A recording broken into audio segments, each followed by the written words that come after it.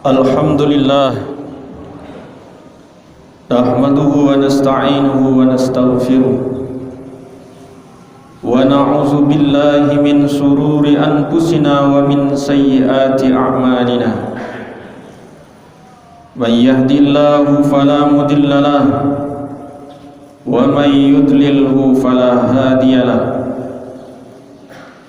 Asyhadu an la ilaha illallah wahdahu la syarika lah wa ashhadu anna Muhammadan abduhu wa rasuluhu la nabiyya ba'dah.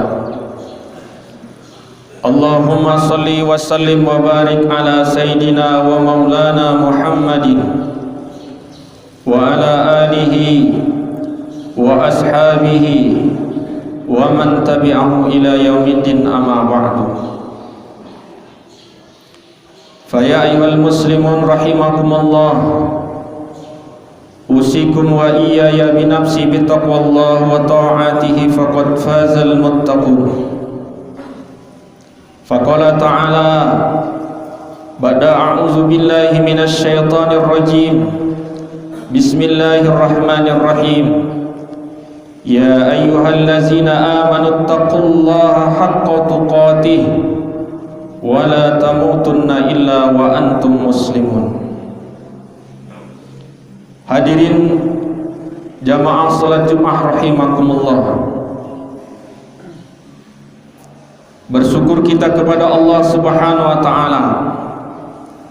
Allah masih gerakkan jasmani dan rohani kita untuk memenuhi undangannya melaksanakan salat Jumat di masjid yang mulia ini.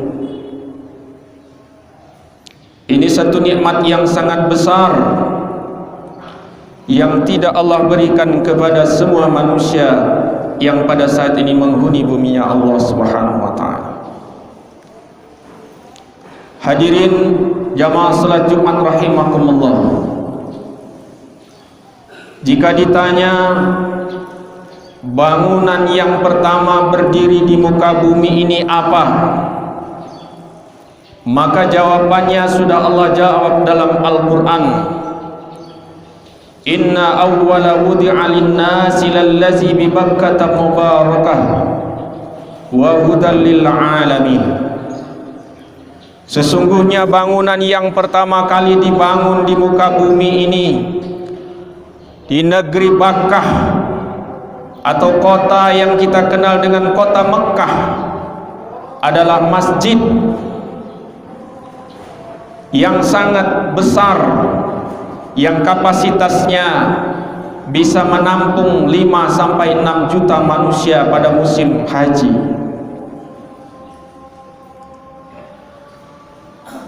Lalu yang kedua, bangunan masjid yaitu Baitul Muqaddas di Palestina. Sahabat bertanya kepada Rasulullah sallallahu alaihi wasallam, berapa jaraknya dari berdirinya Masjidil Haram sampai ke Masjidil Aqsa? Kata Rasulullah sallallahu alaihi wasallam, 40 sanah, 40 tahun. Hadirin yang mulia, 13 tahun periode Mekah baginda Nabi Muhammad SAW diutus menjadi Rasul, belum ada bangunan masjid kecuali Masjidil Haram. Pada tahun 10 Hijrah, Nabi Muhammad SAW diperjalankan oleh Allah Subhanahu wa taala dalam peristiwa yang kita kenal dengan Isra wal Mi'raj. Sebagaimana firman Allah Subhanahu wa taala, a'udzubillahi minasyaitonir rajim. Bismillahirrahmanirrahim. Subhanallazi, maha suci Allah, asra bi'abdihi, yang memperjalankan hambanya pada malam hari, minal masjidil haram, dari Masjidil Haram di kota Mekah, ilal Masjidil Aqsa, ke Masjidil Aqsa di Palestina. Hadirin yang mulia, banyak kisah besar yang Allah ceritakan di dalam Al-Quran. Dahulu hidup seorang raja namanya Raja Namrud laknatullah alaih, diutus oleh Allah Subhanahu wa taala Nabi Ibrahim alaihissalam untuk mendakwahkan tauhid kepadanya, tetapi dia zalim. Kemudian memerintahkan bala tentaranya untuk menangkap Ibrahim dan memasukkannya dalam kobaran api. Di dalam riwayat 40 hari 40 malam Nabi Ibrahim dalam kobaran api, tak sehelai rambut pun yang terbakar kecuali hanya ikatan tangan dan kakinya. Bahkan di dalam riwayat, selama itu pula Nabi Ibrahim alaihissalam dikirim makanan oleh malaikat Jibril alaihissalam di dalam surga. Tetapi kisah ini tidak Allah ceritakan dengan kata awalan subhanallazi, maha suci Allah. Lalu Allah ceritakan di dalam Al-Quran dulu hidup seorang raja yang zalim, namanya Fir'aun laknatullah alaih. Diutus oleh Allah Subhanahu wa taala seorang rasul, yaitu Nabi Musa alaihissalam, untuk menyuruh dia agar beriman kepada Allah. Dia enggan, memerintahkan bala tentaranya untuk membunuh Nabi Musa alaihissalam hingga dikejar sampai ke tepi laut. Lalu Allah perintahkan kepada Nabi Musa alaihissalam untuk memukulkan tongkatnya, sehingga asbab pukulan tongkatnya laut terbelah menjadi 11 jalur sesuai dengan kabilah dan sahabat yang beriman kepada Musa pada saat itu. Cerita ini Allah abadikan dalam Al-Quran, tapi tidak diawali dengan kata-kata subhanallazi, maha suci Allah.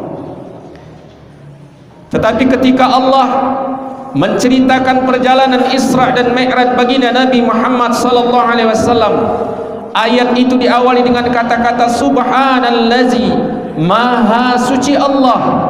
Ini memberikan pelajaran kepada kita betapa agungnya, betapa dahsyatnya, betapa besarnya perjalanan baginda Rasulullah SAW dari Masjidil Haram menuju Masjidil Aqsa, hingga naik menembus 7 lapis langit hingga Sidratul Muntaha, menemui Allah dan mendapatkan wahyu untuk melaksanakan perintah salat fardu 5 waktu. Hadirin yang mulia, maka perlu diketahui bahwa bangunan yang paling mulia di muka bumi adalah masjid. Bahkan kata baginda Rasulullah SAW di dalam hadis yang sahih, man bana masjidan, siapa yang membangun masjid, banallahu baitan mislahu fil jannah, maka Allah akan bangunkan rumahnya, istananya di dalam surganya Allah Subhanahu wa taala. Belum lagi jaminan dari Allah Subhanahu wa taala melalui baginda Rasulullah sallallahu alaihi wasallam, siapa yang berwudu dengan sempurna dari rumahnya menuju masjid untuk melaksanakan ibadah salat, maka tidaklah kecuali setiap langkahnya Allah catat kebaikan untuknya. Tidaklah setiap langkahnya Allah gugurkan dosa-dosanya. Tidaklah setiap langkahnya kecuali Allah tinggikan derajatnya di sisi Allah Subhanahu wa taala. Semakin jauh rumah orang jaraknya dari masjid, maka semakin banyak langkahnya menuju masjid, semakin banyak pula pahala ia dapatkan, semakin banyak pula insya Allah dosanya digugurkan oleh Allah, semakin tinggi pula derajatnya di sisi Allah Subhanahu wa taala. Hadirin yang mulia, periode Mekah kata ulama belum ada perintah solat fardu, tetapi solat pada itu dikenal dengan solat sunnah, qiyamul lail, yang mana solat itu dilakukan oleh para anbiya alaihi salatu wassalam, sebagaimana firman Allah di dalam Al-Quran, wa minal laili fatahajjat bihi nafilatan laka asa ayyab'asaka rabbuka maqaman mahmuda. Daripada sebagian malam bangunlah kalian, kata Allah, laksanakan solat tahajud sebagai amalan nafil kalian. Mudah-mudahan dengan asbab amalan nafilah kalian Allah akan angkat derajat kalian ke tempat yang sangat mulia. Hadirin yang mulia, pelajaran dan hikmah daripada perjalanan Rasulullah SAW melalui Isra Mi'raj hanya bisa kita pahami melalui kacamata iman. Karena menurut logika kita mustahil jarak tempuh Mekah ke Palestina itu kalau ditempuh melalui darat bisa melebihi waktu 40 hari. Tetapi baginda Nabi Muhammad SAW diperjalankan oleh Allah Subhanahu wa taala dari Masjidil Haram ke Masjidil Aqsa selepas, kurang lebih kata ulama, selepas waktu Isya. Kemudian menjelang fajar sudah dihantarkan lagi ke muka bumi. Maka Allah Subhanahu wa taala memberikan pelajaran kepada kita, barang siapa yang mau yakin kepada kodratnya Allah Subhanahu wa taala, takdir dan kekuasaan Allah Subhanahu wa taala, maka keimanannya bisa dijamin, bahkan sekecil-kecilnya iman yang tidak bercampur dengan kesyirikan, Allah akan tukar dengan surga yang luasnya 10 kali lipat dunia ini. Hadirin yang mulia, di tengah merebaknya isu yang dihadapi oleh dunia pada saat ini mengenai virus COVID-19 yang menyebabkan sebagian daerah di Indonesia ini ada yang terjangkit, maka ulama kita mengeluarkan fatwa. Dan ini saya menyikapinya, ada sebagian masyarakat yang salah paham mengenai menyikapi fatwa MUI tersebut. Ada yang mengklaim MUI salah. Hadirin, majelis ulama itu orang-orang di dalamnya ilmunya tidak diragukan. Cuman kadangkala kita ketika menerima info itu langsung kita telan bulat-bulat tanpa mengkajinya. Yang dimaksud boleh untuk tidak melaksanakan sholat Jumat dan sholat jamaah itu apabila di satu kampung, di satu negeri, di satu kecamatan sudah banyak terjangkit, maka ini boleh tidak dilaksanakan sholat Jumat, diganti dengan sholat zuhur, tidak menghadiri sholat jamaah dalam rangka untuk mengantisipasi penyebaran virus tersebut. Hadirin rahimakumullah, begitu agungnya sholat, begitu mulianya sholat, sehingga manakala Allah Subhanahu wa taala memerintahkan tentang siam, fardu puasa, Allah cukup turunkan ayat dalam Al-Quran, dalam surat Al-Baqarah ayat 183. Ketika Allah mensyaratkan tentang wajibnya zakat bagi orang-orang yang sudah sampai haul dan nisab hartanya, Allah cukup turunkan ayat. Ketika Allah mensyaratkan kepada kaum Hawa tentang wajibnya ia menutup aurat, maka Allah cukup turunkan ayat. Tetapi ketika Allah mensyariatkan tentang salat fardu 5 waktu, Allah tidak cukup hanya menurunkan ayat, akan tetapi Allah langsung memperjalankan baginda Rasulullah SAW dari Masjidil Haram menuju Masjidil Aqsa hingga menembus 7 lapis langit ke Sidratul Muntaha untuk mendapatkan perintah solat, memberikan pelajaran kepada kita betapa agungnya, betapa mulianya, betapa besarnya perintah solat tersebut. Maka boleh apabila di satu kampung belum lagi ada tanda-tanda indikasi terjangkitnya virus corona, menghadiri sholat Jumat, menghadiri sholat jamaah.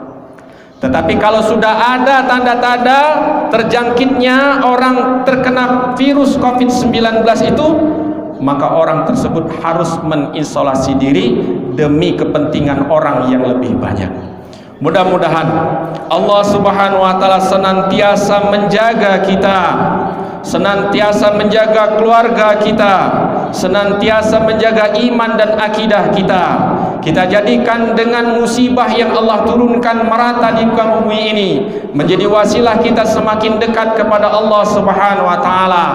Melalui momen banyaknya musibah yang Allah berikan ini, memberikan pelajaran kepada kita. Sesungguhnya Allah hendak tunjukkan kepada kita tak ada satupun yang boleh tersisa di muka bumi ini kecuali hanya Allah Subhanahu wa taala. Mudah-mudahan Allah matikan kita dalam keadaan husnul khatimah. Bagi orang beriman apapun keadaan matinya bukan masalah. Mati kecelakaan, mati tenggelam, mati tertimpa bangunan, mati kena COVID-19 bukan masalah bagi orang yang beriman. Yang jadi masalah apabila orang mati tak membawa amal, apabila orang mati tak membawa iman yang sempurna kepada Allah Subhanahu wa taala. Barakallahu li wa lakum fil Qur'anil azim wa nafa'ani wa iyyakum bima fihi minal ayati wa zikril hakim wa taqabbala minni wa minkum tilawatahu innahu huwal ghafurur rahim. Aqulu qawli hadza wa astaghfirullah li wa lakum wa lisairil muslimina wal muslimat fastaghfiruhu innahu huwal ghafurur rahim.